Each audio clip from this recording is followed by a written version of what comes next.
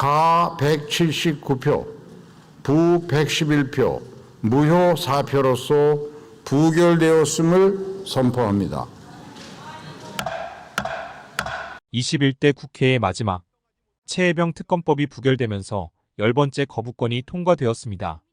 이에 22대 국회에서 민주당과 조혁당 등 범야권 측에서는 22대 개헌과 동시에 다시금 최혜병 특검법을 상정하기로 했습니다. 국힘당의 낙선 및 공천 탈락한 기존 국회의원들이 전원 출석하여 최혜병 특검법에 거부를 했습니다. 기존 찬성 입장이었던 국힘 의원 중 유일하게 김웅 혼자 찬성한 듯하고 나머지 안철수, 최재형, 유이동, 김근태는 찬성했다고 말은 하는데 과연 하는 의구심이 일고 있습니다.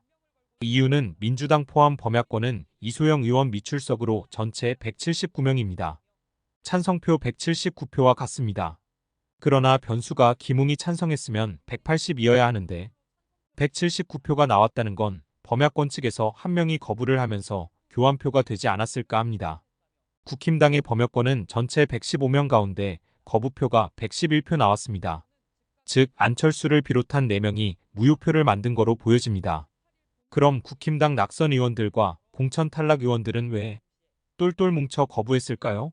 그 해답은 윤석열이 지난 4월 낙선자들 만찬과 5월 국힘당 초선 의원 만찬 당시 공공기관 빈자리 많이 있다고 한 발언과 거부권을 무기로 쓰라고 하면서 낙선자들에게는 공공기관장 일하는 당근 줄 테니 끝까지 처신 잘하라는 은연중 압박을 당근인 척하면서 내민 겁니다.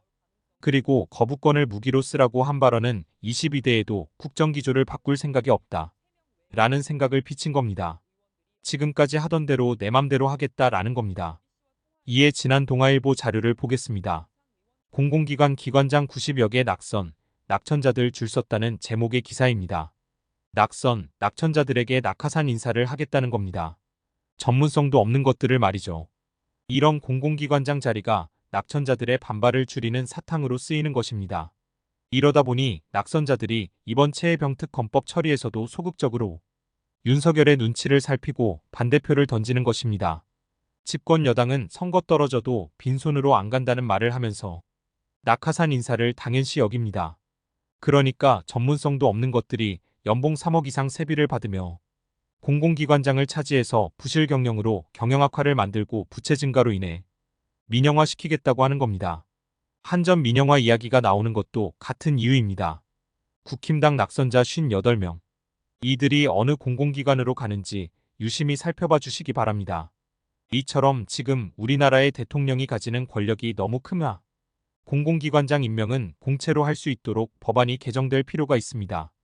또한 공공기관장의 부실 경영으로 인한 손해 발생 시 이에 따른 명확한 손해배상을 청구하고 회수할 수 있는 제도적 보완도 반드시 필요합니다.